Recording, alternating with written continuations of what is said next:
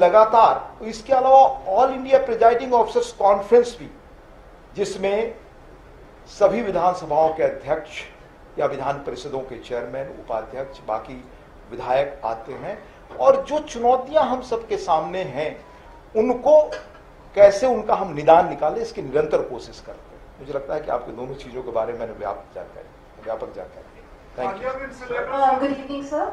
एक yes please.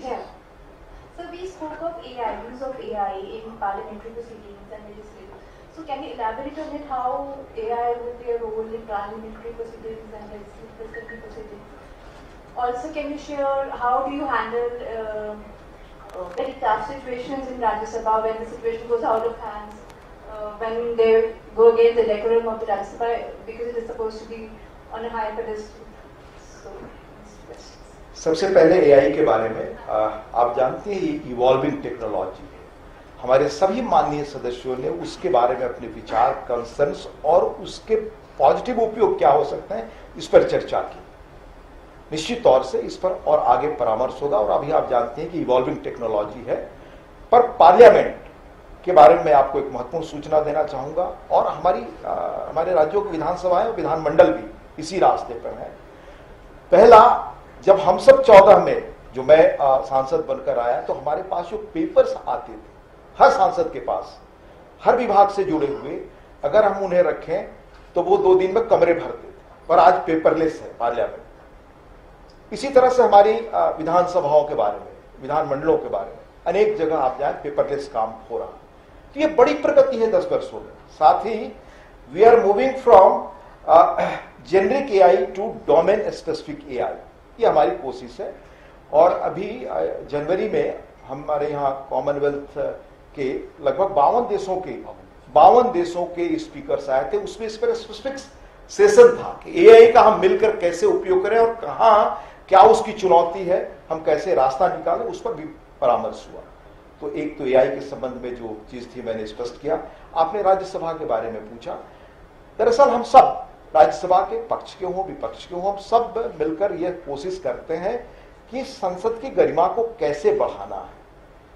और हमेशा हमारे ऑल इंडिया प्रिजाइडिंग ऑफिसर से लेकर और इस तरह के जो आयोजन होते हैं उसमें क्रॉस द पार्टी लाइन हम सबकी कोशिश रहती है कि हम संवाद के स्तर को कैसे और बेहतर बनाएं। चुनौतियों के बावजूद आपसी संवाद और परामर्श से कैसे हम एक श्रेष्ठ ढंग से संसद बनाने का, संसद चलाने का या विधायिका चलाने का एक स्थिति बनाए, इस पर लगातार कोशिश करते हैं और उसी तरीके से मैं भी करता हूँ।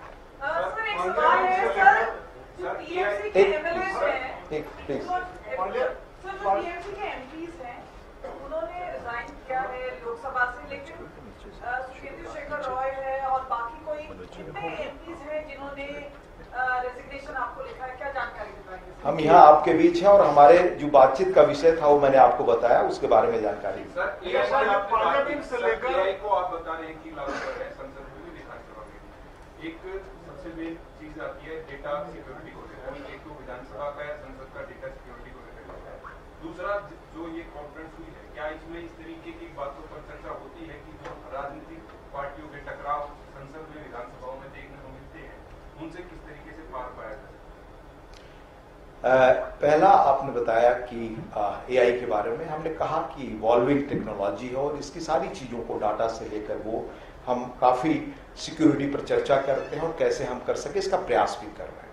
दूसरी चीज कि चाहे ऑल इंडिया प्रिजाइडिंग ऑफिसर्स हुआ, इस तरह के आयोजन हो, उसमें निश्चित तौर से हम सब मिलकर बैठते हैं, क्योंकि हम सब भले राजनीतिक जीवन में अलग अलग है, पर जिस फोरम को हम रिप्रेजेंट कर रहे हैं वो देश का हो, समाज का है, उसकी बेहतर ढंग से संचालन उसका देश हित में कैसे हो सके, इस पर परामर्श करते हैं और रास्ता निकालते हैं हम सब। पार्लियामेंट से लेकर राज्यों की विधानसभा तक सत्ता पक्षों और विपक्ष के बीच में जो टकराव की स्थितियां हैं, यहाँ तक कि सामान्य शिष्टाचार भी खत्म हो रहे हैं, ये लगातार रिपीट हो रही है चीजें। इन स्थितियों पर और इसके वे आउट पर क्या कोई मंथन हुआ?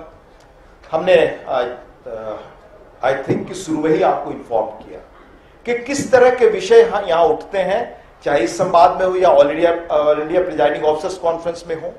लगातार इन विषयों पर हम सब मिलकर परामर्श करते हैं कि कैसे हम आगे चलें, कैसे जो हमारे कामकाज के रास्ते में जो चुनौतियां हैं उनका समाधान मिलकर निकालें।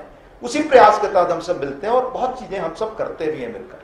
सर हरियाणा आप पत्रकार रहे हैं, आपने भी वो जब क्योंकि कवरिंग के दौरान कवरेज के दौरान आपने भी चीजें वो देखी होंगी, हम भी लगातार देखते हैं। सभी विधानसभाओं का तो हमारा अनुभव नहीं है, हरियाणा का है। सब कुछ जब बीएससी तक बात होती है तय हो जाता है, लेकिन अपोजिशन हमेशा एक ही बात कहती है कि उन्हें बोलने नहीं दिया जाता, कोई मुद्दे हैं उन्हें उठाने नहीं दिए जाते। क्या इसको लेकर कोई, चाहे आपकी प्रिजाइडिंग ऑफिसर वो जो एसोसिएशन है या सीपीएम, इस पे चर्चा हुई कि अपोजिशन लगातार नाराजगी क्यों रहती है पीठासीन अधिकारियों से? आपने भी पत्रकारिता के दौरान ऐसा देखा होगा।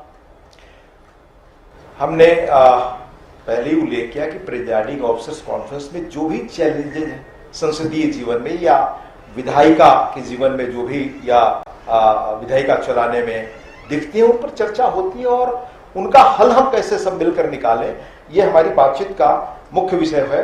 और एक चीज मैं और आपको बता दूं कि यह बहुत पहले से व्यवस्था है कि हर पक्ष को अपने न्यूमेरिकल स्ट्रेंथ के अनुसार ही उन्हें बोलने का समय मिलता है। ये संसदीय जीवन में भी, विधायिका जीवन में भी चलाने का अवसर है। इसी तरह से हम काम करते हैं आज तक, और अगर इस तरह की चीजें आती हैं तो कैसे उसका समाधान निकालें, उसका भी समय समय पर कोशिश होता है। और आप देखते हैं, पहले अगर मान लीजिए बजट पर लोकसभा या राज्यसभा में 5 घंटे या 10 घंटे बहस होती थी, तो 18 घंटे 20 घंटे भी होती है। तो हमेशा रास्ता निकल सके जिसमें सबकी आवाज आ सके, इसकी कोशिश हमेशा रहती है। सर हरियाणा में ये आयोजन हुआ है, इधर CP2 का आयोजन हुआ है। आपने हरियाणा की विधानसभा देखी, 2 परिसर एक ही विधानसभा के अंदर कर रहे हैं, एक ही परिसर में 2 विधानसभाएं चल रही हैं। हरियाणा का विधानसभा जो है वो काफी छोटा है और उसको बड़ा करने की जरूरत है। स्पीकर साहब भी लगातार प्रयास कर रहे हैं।